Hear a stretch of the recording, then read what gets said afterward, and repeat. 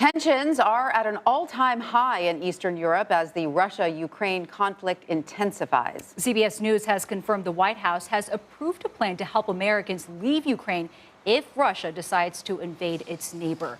This plan comes as Russia begins conducting large-scale joint military exercises with Belarus along the Ukrainian border. In response, Ukraine is carrying out its own drills in preparation for an attack.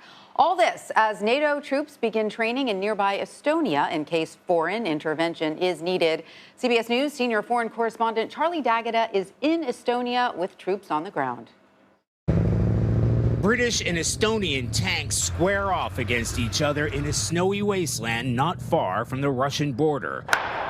NATO partners locked in a simulated battle, with the massive Russian military escalation near Ukraine sending jitters throughout this entire region. These war games have never been more real. If a conflict were to break out in this region, these are exactly the conditions they'd be dealing with. Deep snow, difficult terrain, limited visibility against an enemy that far outnumbers these forces in terms of troops and weaponry.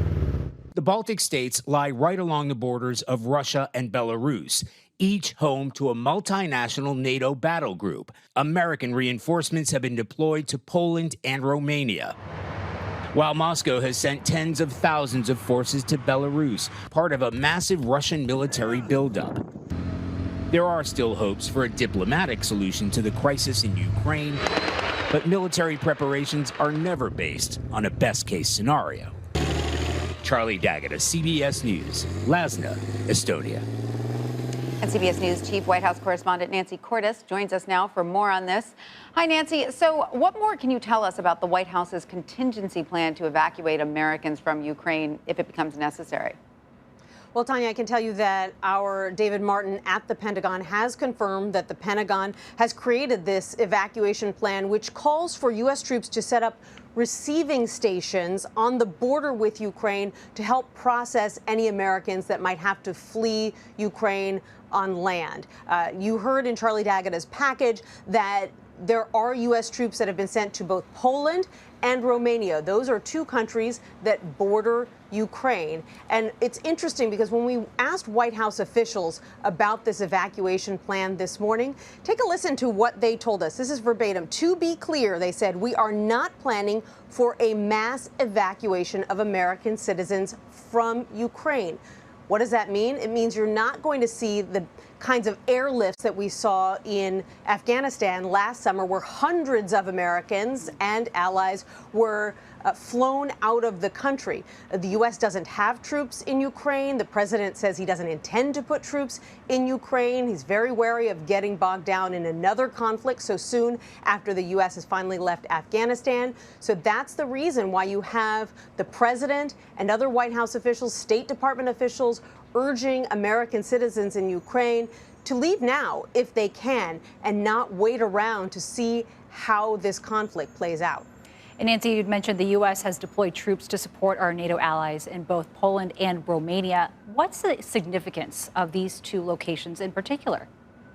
The significance of these two countries is that they both border Ukraine, but they do not border Russia. So these are two NATO allies, and the U.S. is sworn to protect NATO allies. The U.S. moving troops into position both to help with the evacuation and to send a signal to Russia that the U.S. and other European nations are united against Russian aggression without doing something that could directly provoke Vladimir Putin. If the U.S. were to send troops, let's say, to a country that directly borders Russia, or send troops into Ukraine, which also borders Russia, then Vladimir Putin could use that as a pretext to say, well, I feel threatened, therefore, I'm going to go ahead with my plan to move troops into Ukraine. I have no choice. The U.S. wants to rob him of that opportunity, and that's why they've chosen to send troops instead into two NATO allies that do not border Russia, and that's Poland and Romania. And Nancy, focusing on Russia for a moment, several top Russian military officials flew to Belarus to participate in a series of large-scale military exercises. Additionally, Russia has started moving military ships into the Black Sea. So what's the White House saying about this, and have there been any breakthroughs in the negotiation process?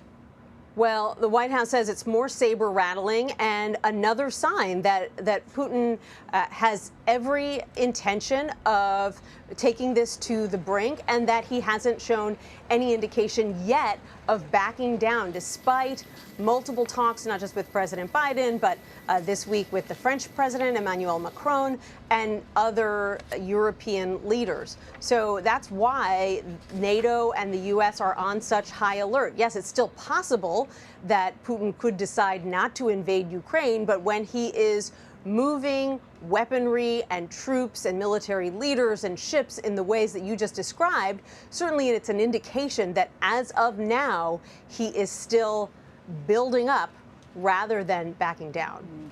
Nancy Cordes, thank you very much for joining us. You're welcome.